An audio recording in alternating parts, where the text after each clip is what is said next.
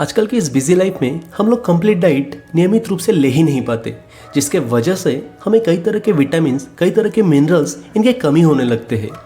तो आज के इस वीडियो के माध्यम से हम डिस्कस करेंगे क्या होता है विटामिन डी, क्या होता है विटामिन D2, क्या होता है विटामिन D3 और किन किन कारणों से विटामिन डी के डिफिशियंसी हमें होने लगते हैं।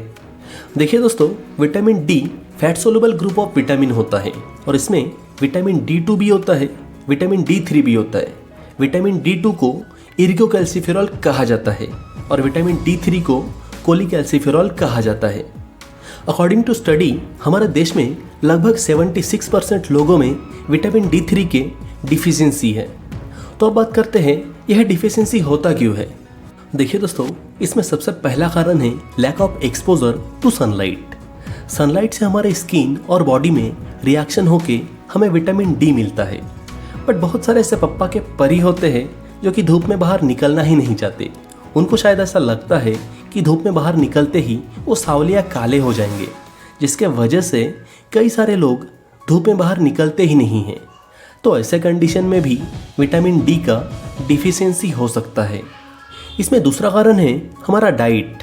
अगर हमारे खान पान में पर्याप्त मात्रा में विटामिन D3 नहीं होंगे तो यह भी एक कारण हो सकता है विटामिन D3 के डिफिशियंसी का।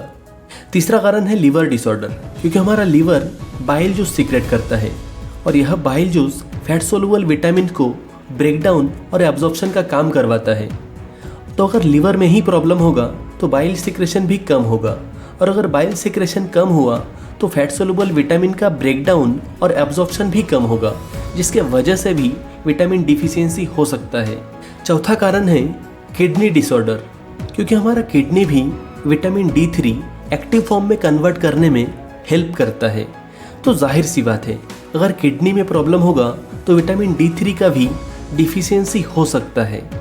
पांचवा कारण है ओबेसिटी। एक स्टडी के अनुसार जिसका बॉडी मास इंडेक्स 30 से भी ज़्यादा होता है, उनमें ज़्यादा फैट होने के वजह से उनका फैट अफेक्ट करता है विटामिन D3 के एब्जॉर्प्शन में। तो ऐसे कंडीशन में भी विटामिन D3 का डिफिशियंसी हो सकता है। छठवां कारण है एब्जॉर्प्शन प्रॉब्लम।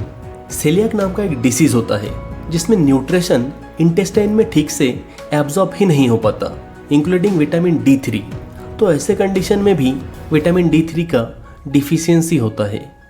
सातवां कारण है पोल्यूशन। हाईली पोल्यूटेड एरियाज में हमारे स्किन और UVB रेज के बीच के कांटेक्ट में पोल्यूटेंट पार्टिकल अफेक्ट करता है। आठवां कारण है जियोग्राफिकल फैक्टर। जैसे नॉर्थर्न कनाडाज में लेस अमाउंट ऑफ सन के UVB रेज होता है, स्पेशली इन विंटर। तो ऐसे कंडीशन में भी विटामिन डी का डिफिशियंसी होने लगता है। तो ऐसे कई तरह के रीज़न हो सकते हैं विटामिन डी डिफिशियंसी के। तो यह था दोस्तों विटामिन डी डिफिशियंसी के कुछ इंपॉर्टेंट जानकारियाँ। उम्मीद करता हूँ दोस्तों वीडियो इन्फॉर्मेटिव लगा हो। अगर वीडियो अच्छा लगा तो लाइक कीजिए, कुछ डाउट रहा तो कमेंट सेक्शन में पूछिए, और ऐसे ही वीडियो हफ्ते में 2 देखने के लिए चैनल को सब्सक्राइब कीजिए। जल्दी मिलते अगले वीडियो में।